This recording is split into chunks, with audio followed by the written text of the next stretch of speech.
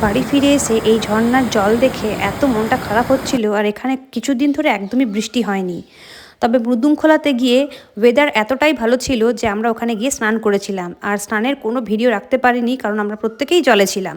এরপর সন্ধেবেলায় একটু ফ্রেশ হয়ে নিয়ে গেলাম একটু কিচেনের দিকে। ওখানে গিয়ে দেখি সন্ধেবেলায় যে স্ন্যাক্সটা দেওয়া হবে, মানে মোমো বানানো হচ্ছে। আজকে আমাদেরকে মোমো দেওয়া হবে। আর এই জায়গাটার নাম হলো মুদুমখোলা, যেখানে আমরা এর আগেও একবার গেছি। আমরা 6 জন ছিলাম আর অনেক কটা মোমো ওরা দিয়েছিল। সন্ধেবেলায় একটু গল্প গুজব, গান বাজনা এগুলো হলো।